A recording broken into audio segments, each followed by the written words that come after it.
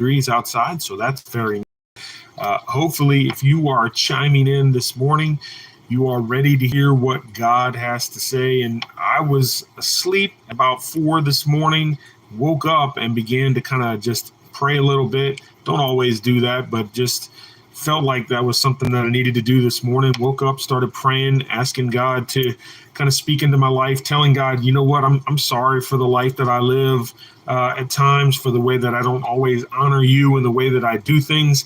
And God, I want to honor you. I want to be all that you intended me to be. And I want to live in the fullness that you promised to me.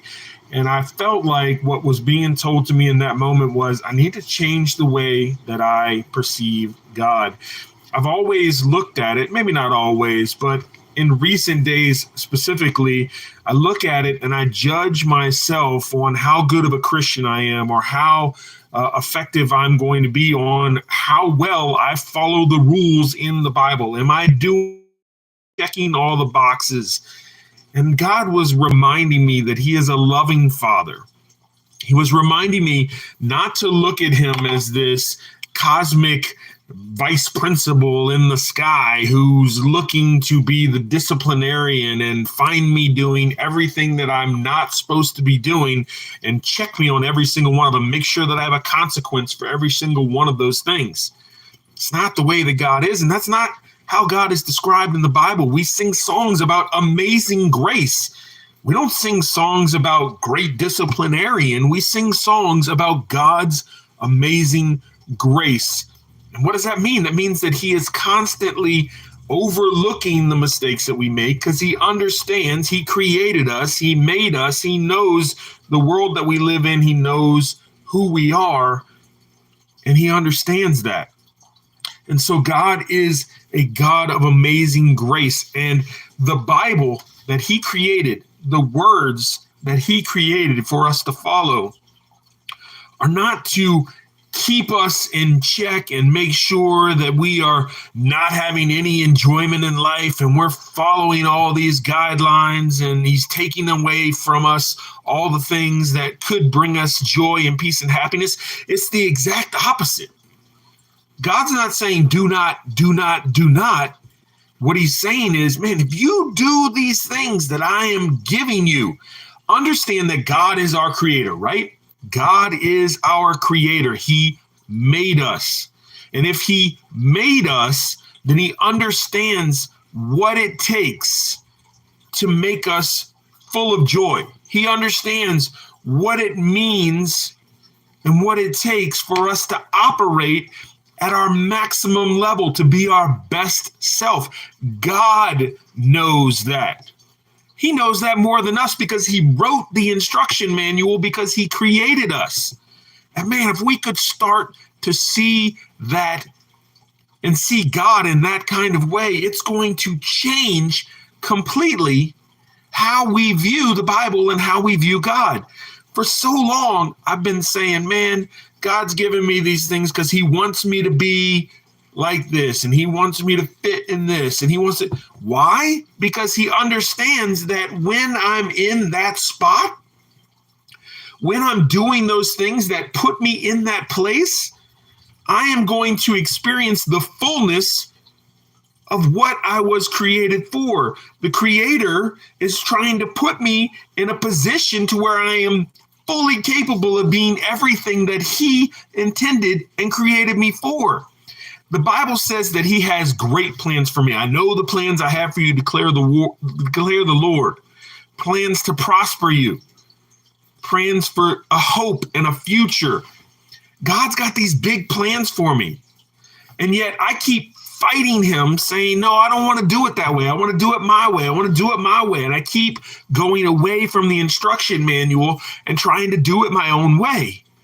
And I keep running into the same problems over and over again, where I'm banging my head against the wall going, man, why didn't that go the way that I wanted it to? Why are these relationships not the way that I want them to?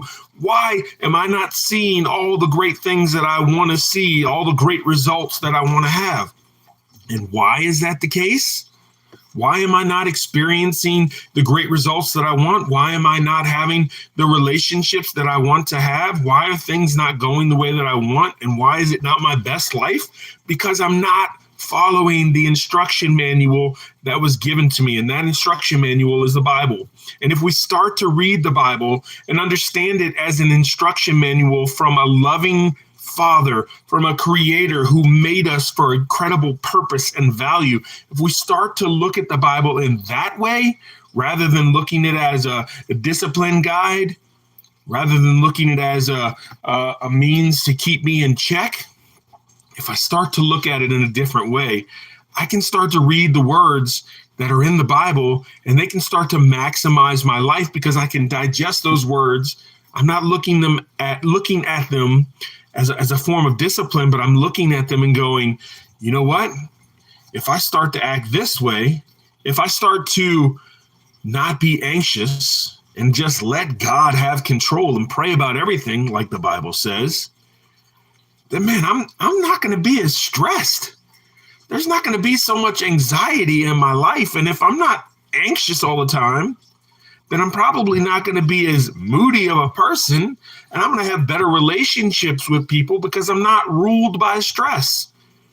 If I look at it and I say, do nothing out of vain conceit or selfish ambition, but otherwise look at people in a humble way and see them as better than myself, oh, is God trying to tell me that I'm not as good as everybody else, and so I need to let everybody else have their way and not have mine? No, that's not what God's saying. He's saying let go of that constant desire that I have in order to be the best, in order to make sure that I'm on top of everything else and that I'm elevated and that people are thinking about me or all those things that just cloud and junk up your mind. Let them go. Instead of worrying about what other people are thinking or whether you're getting all the things that you deserve, and is that person doing that because they are trying to get something from me or because they're trying to do something wrong to me, let that go. Stop being so focused on you. Stop being so focused on whether you got what you thought you deserved, and simply just trust that God is taking care of it. He has good plans for you. And once we start to realize that and we let go of who we are and we start to say, God, I trust you. I don't understand everything that's going on. I don't understand why this is happening. I don't know why those people are treating me that way. I don't know why I didn't get the opportunity that I really thought I wanted to have. I don't know why I don't have all the resources at my fingertips at this very moment to do the things that I think are the greatest things in the world to do. I don't understand all the elements of things in life, but I understand that you have never failed me.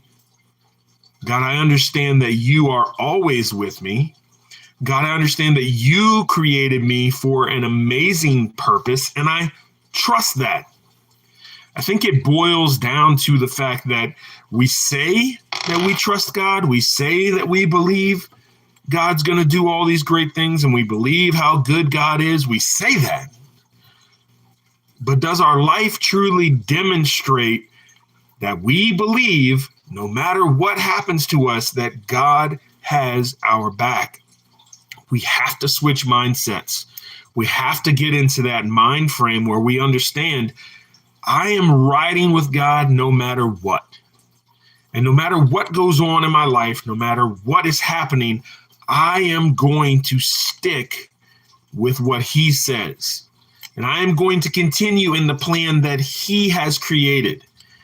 Because in the end, when it's all said and done, when we get past this mountain that I'm climbing up right now, when we get out of this valley that I'm rolling through right now, God is still going to be there, and there is going to be good for me. And I do believe that. And so I'm going to keep on sticking on with the plan.